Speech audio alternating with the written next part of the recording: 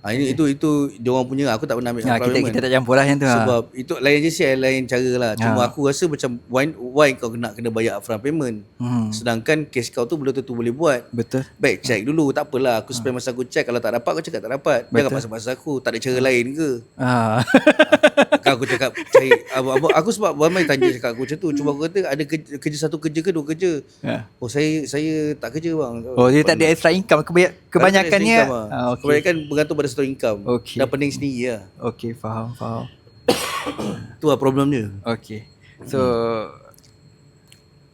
daripada financial business apa semua, cashback kita dah cover sikit lah. Betul. At least orang dapat edit. Betul. So setiap podcast aku akan tanya 3 soalan ni. Okay, tak apa. Semua guest aku. So untuk first soalan, apa yang okay, ni general lah. Apa nasihat yang kau boleh bagi pada semua viewer bila tengok video ni yang kau rasa ia bermanfaat pada mereka? To be honest general lah. Secara general, nak segi financial ke kehidupan ke.